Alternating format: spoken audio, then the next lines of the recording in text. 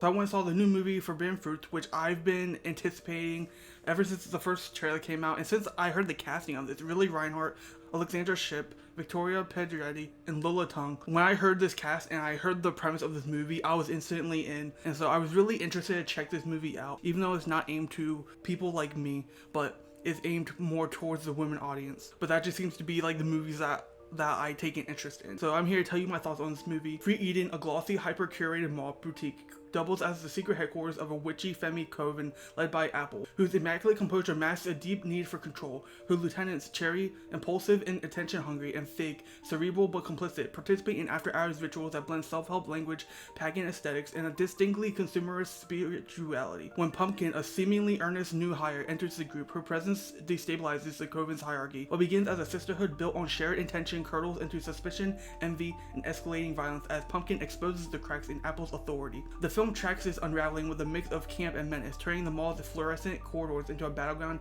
for identity, power, and belonging. The coven's rituals mimic empowerment workshops, but their language of uplift and attention masks coercion and competition. The film skewers the way modern feminism can be commodified into aesthetics rather than action. Each character must choose between genuine connection and the social capital that comes from proximity to Apple. Pumpkin's arrival forces the group to confront whether their sisterhood is real or merely a hierarchy dressed in matching outfits. Eden motive, fruits, temptation, sin runs throughout the film, reframing the original sin narrative as something women reclaim rather than inherit. Witchcraft in this movie becomes a metaphor for rewriting patriarchal myths. The film's emotional intensity, rivalries, and rituals echo the lineage of the craft and Jennifer's Body, where female desire, fear, and fascination blur together. I also like to make a disclaimer, this movie doesn't have a lot of like WLW like scenes in it, like little like hints to like those themes a little bit, kind of like in Jennifer's Body, but like one scene where it kind of hints to something like that. There's no like lesbian love. Sorry to break it to you. Lily Reinhart as Apple is a magnetic, brittle queen bee whose confidence hides deep insecurity. She plays Apple with a seriousness that makes the comedy sharper. Lola Tung as Pumpkin is a quietly disruptive force. Performance shifts from wide-eyed newcomer to unsettling catalyst with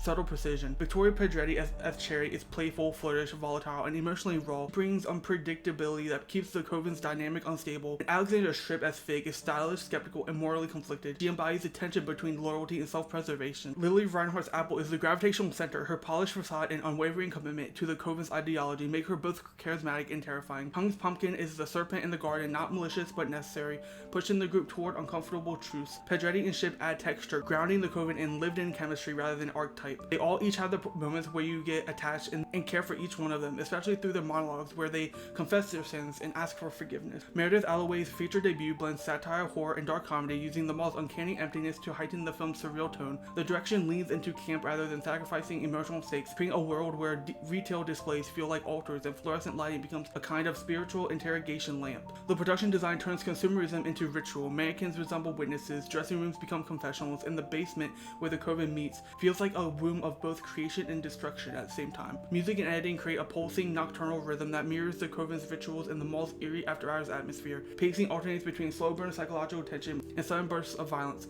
echoing the volatility of the coven's relationships. Forbidden Fruits' biggest highlight is the cast chemistry and sharp satire of contemporary feminism. Some might feel that its emotional arcs can feel intentionally rough, but to me they mirror each character's own contradictions. And I give Forbidden Fruits an A-, an 8 out of 10. I really enjoy this movie. I think I might have enjoyed it better than others, but this was a movie that seemed right up my alley and it completely delivered what I was expecting. Yeah, I feel like I've been giving good reviews to movies lately, but I just think a lot of the movies that have come out over these past like 3 months have been really good. I think last year there were so many mid or like not that good movies, but this year there's just a lot of movies that I'm really enjoying and really liking. So if you enjoy, let me know your thoughts on Forbidden Fruits down below. If you enjoyed it, if you liked it, I would really like to hear your thoughts down below. And yeah, don't forget to like and follow.